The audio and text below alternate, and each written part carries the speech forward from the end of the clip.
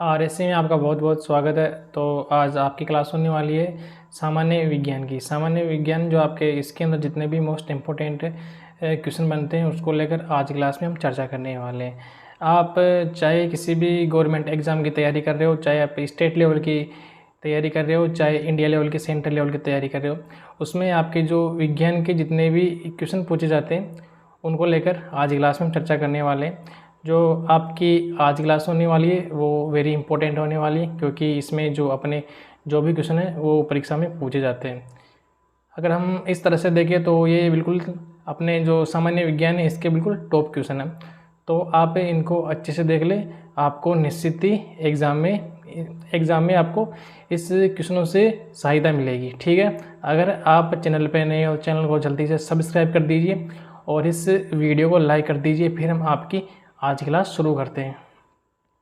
तो आपकी आज क्लास का पहला क्वेश्चन है, जैव कोशिका के किस कोशिकांग को ऊर्जा घर यानी पावर हाउस कहा जाता है।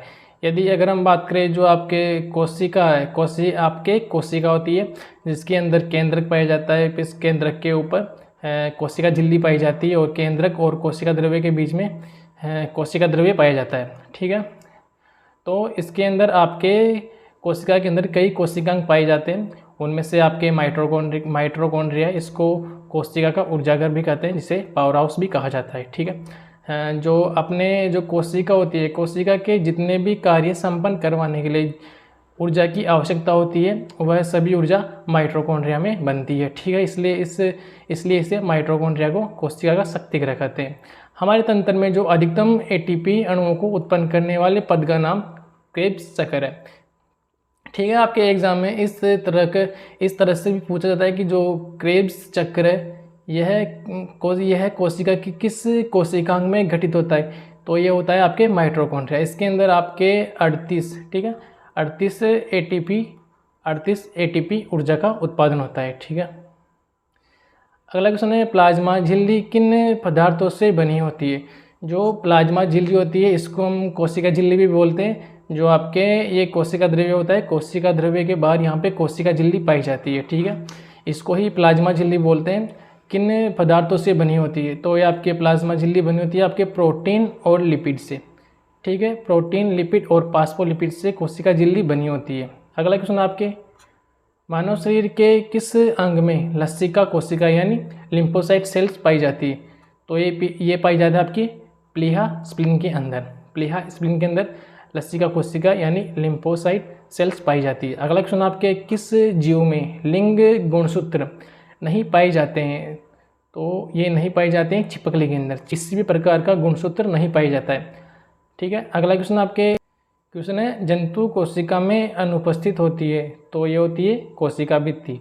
ठीक है, कोशिका भित्ति आपके जंतु कोशिका में नहीं पाई जाती है, ये पाई जाती है आपके पादप कोशिका में। पादप कोशिका में भी जो कोशिका झिल्ली होती है, जो हमने अभी यह डायग्राम देखा था, इसके ऊपर इसके ऊपर जो भित्ति पाई जाती है उसे कोशिका भित्ति कहते हैं। ठीक है, ये ओनली पादप कोशिका में पाई जाती है, जंतु कोशिका में यह अनुपस्थित रहती है। अगला क्वेश्चन आपके, विश्व की सबसे छोटी कोशिका, आपको सबसे छोटी कोशिका का नाम बताना है। तो यह है आपके माइकोप्लाज्मा। ठीक है, जिसे माइकोप्लाज्मा गैलीसेप्टिकम भी कहते हैं। ठीक है, और विश्व की अगर हम बात करें सबसे बड़ी कोशिका, तो ये होती है आपकी शुतुरमुर्ग का अंडा, जिसे एग ऑफ ऑस्टिस भी बोलते हैं। ठीक है, अगला क्वेश्चन आपके, मानव शरीर में सबसे छोटी कोशिका, जो मानव शरीर में जो सबसे छोटी कोशिका होती है वो होती है सेरिबेलम ग्रेन्यूल सेल। ठीक है, और हाँ, अगर हम बात करें मानव शरीर की जो सबसे बड़ी कोशिका होती है ये होती है आपके अंडाणु, जो केवल स्त्रियों में पाई जाता है। अगला क्वेश्चन है, मानव शरीर की सबसे लंबी कोशिका, मानव शरीर की सबसे लंबी कोशिका होती है, ये होती है आपके न्यूरॉन, जिसे तंत्रिका कोशिका भी बोलते हैं। न्यूरॉन अपने शरीर के अंदर सबसे लंबी कोशिका होती है। अगला क्वेश्चन है, पुरुषों में सबसे छोटी कोशिका शुक्राणु। ठीक है, जो मनुष्य, अगर हम बात करें मनुष्य के शरीर के अंदर जो सबसे छोटी कोशिका होती है वह तो होती है आपके शुक्राणु, और अगर हम बात करें सबसे बड़ी कोशिका वो होती है अंडाणु। और अगला क्वेश्चन आपके, सबसे बड़ी पादप कोशिका, तो यही होती है आपके कार्लेपोटेक्सीफोलिया। ठीक है, इसके बाद जो आपका अगला क्वेश्चन है वह मनुष्य के किस ऊतक में जन्म के पश्चात कोशिका विभाजन नहीं होता है। अगर हम बात करें जन्म के पश्चात जो आपकी टिश्यू होती है इसके अंदर जो तंत्रिका ऊतक है, तंत्रिका ऊतक में जन्म के पश्चात कोशिका विभाजन नहीं होता है। कौन सा भाग पादप तथा जंतु कोशिका में पाया जाता है। आपको वह कॉमन भाग बताने हैं जो आपके पादप और जंतु कोशिका दोनों में पाई जाते हैं।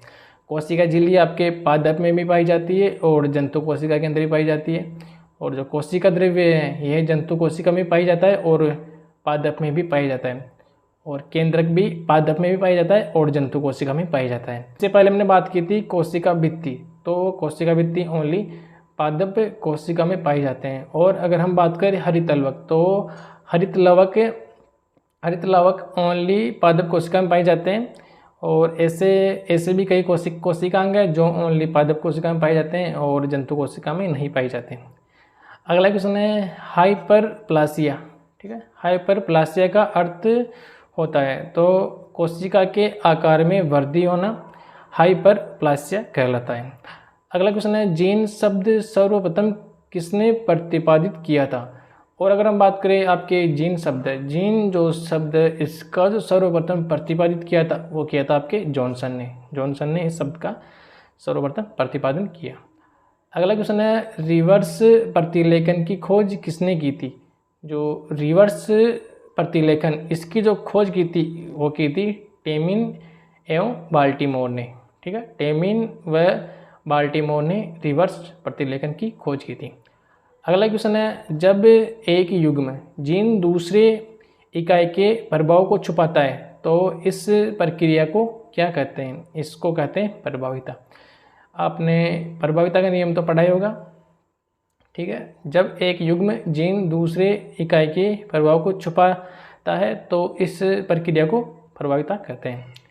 इसके बाद जो आपका अगला क्वेश्चन है वह किसे जीवन का भौतिक आधार माना जाता है। अगर हम बात करें आपके जीवन का भौतिक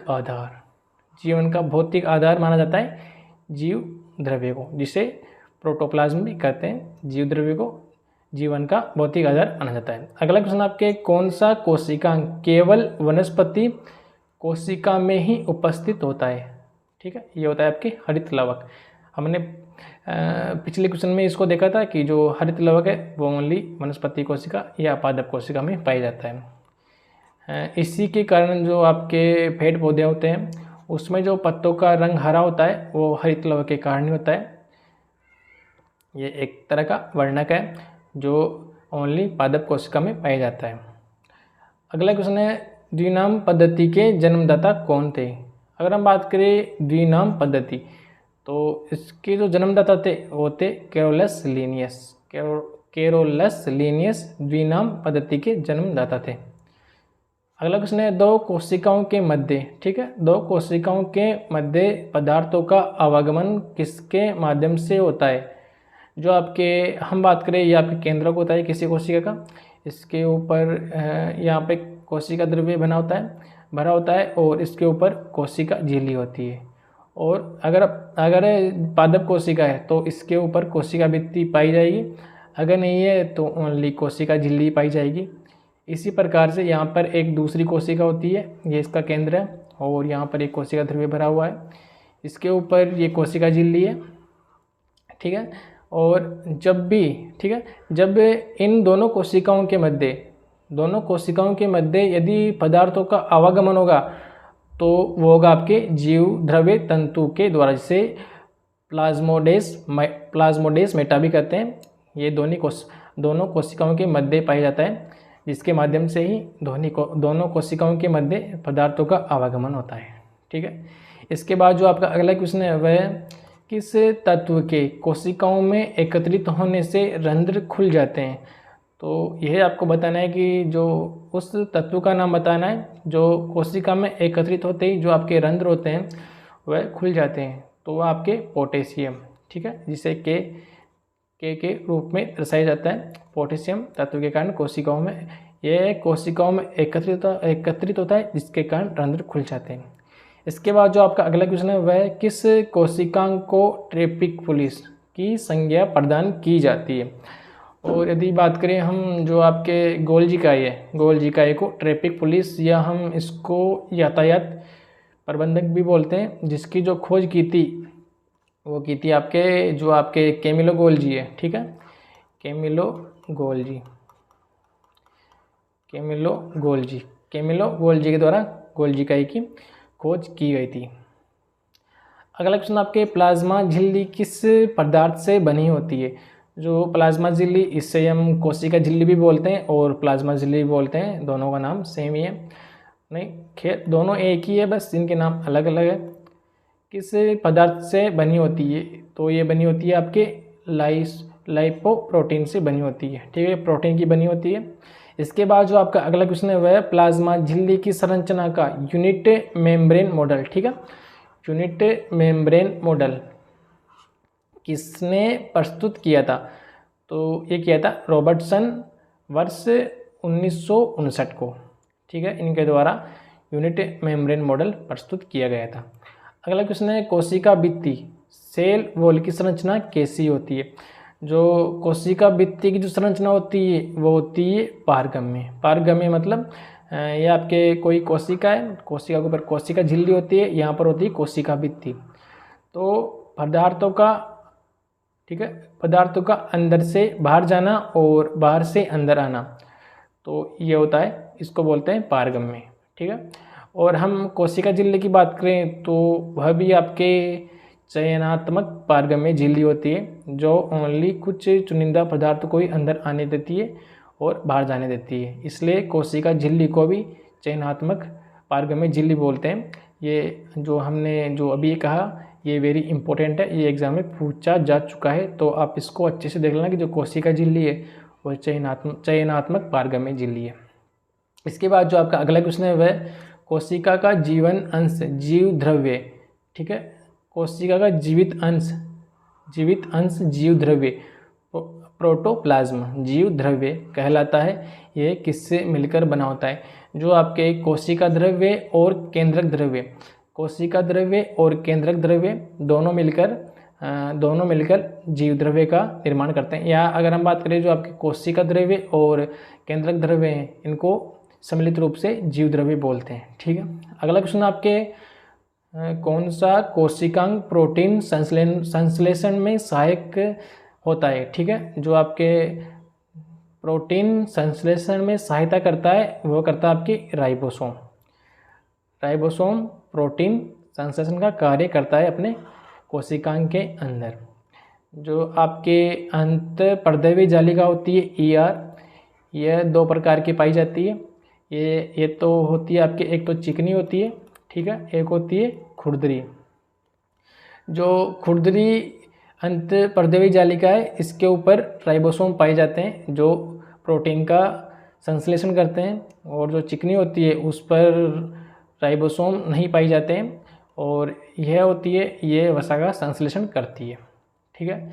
इसके बाद जो आपका अगला क्वेश्चन है वह है मानव शरीर में गुणसूत्रों की संख्या कितनी होती है? तो ये होती है आपकी 46, जिसमें से यदि हम बात करें जो आपके 44 गुणसूत्र है, ये तो आपके कायी गुणसूत्र होते हैं, और बाकी जो दो बचे हैं वो लिंग गुणसूत्र होते हैं, जो पुरुषों में XY और स्त्रियों में XX पाई जाते हैं, ठीक है। इसके बाद जो आपका अगला क्वेश्चन है वह कौन सा तत्व पौधों की कोशिका भित्ति की संरचना का घटक है? तो अगर हम बात करें कोशिका भित्ति की जो संरचना का जो प्रमुख घटक होता है वो होता है आपके कैल्शियम इसका सही आंसर है। अगला क्वेश्चन है सबसे छोटी जीवित कोशिका कौन सी है? तो ये हमने पिछले क्वेश्चन में देख लिया, जो माइकोप्लाज्मा होता है ये सबसे छोटी कोशिका होती है। अगला क्वेश्चन आपके पीटमिंड, जिससे कॉर्पस लूटियम भी कहा जाता है, तो ये कहाँ पाई जाती है? ये पाई जाती है आपके ये पाई जाती है अंडाशय में, ठीक है। अगला क्वेश्चन है प्रक्रमित कोशिका मृत्यु, ठीक है, के कोशिकीय और आणविक नियंत्रण को क्या कहा जाता है?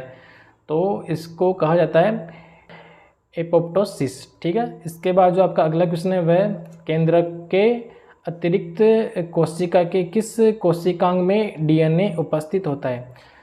तो ये आपको बताना है कि जो कोशिका के किन कोशिकांकों के अंदर डीएनए पाया जाता है। तो ये आपके एक तो हरितलवक में पाया जाता है, हरितलवक में, और एक पाया जाता है माइटोकॉन्ड्रिया में।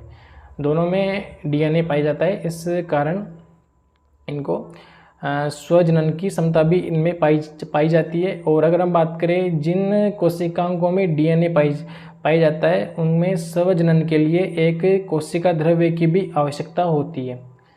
इस कारण ओनली डीएनए की उपस्थिति में यह जनन की क्रिया नहीं कर सकते। इस कारण इनको अर्धस्वायत्त शासी अंग भी कहा जाता है। ठीक है, इनको अर्धस्वायत्त भी कहा जाता है, हरितलवक और माइटोकॉन्ड्रिया को। ये थी आपकी आज की क्लास। उम्मीद है आपको आज क्लास अच्छी लगी होगी। तो अगर अच्छी लगी है तो इस वीडियो को लाइक करें और चैनल को सब्सक्राइब करें और अपने दोस्तों के साथ शेयर करें। और यह सभी क्वेश्चन पीडीएफ के रूप में प्राप्त करने के लिए आप हमारे Telegram channel right anchor classes को ज्वाइन कर सकते हैं। आपको यह पीडीएफ यहाँ से उपलब्ध हो जाएगी। ठीक है, और ये रहा आपका और हमारा यूट्यूब चैनल। उम्मीद है आप लोगों ने इसको सब्सक्राइब तो कर ही रखा होगा। अगर नहीं किया है तो जल्दी से सब्सक्राइब कर लो, क्योंकि इसमें आपको डेली कोई ना कोई क्लास मिलती रहती है। ठीक है, तो बस आज की क्लास में इतना ही। मिलते हैं फिर अगली क्लास में। तब तक के लिए जय हिंद, वंदे मातरम।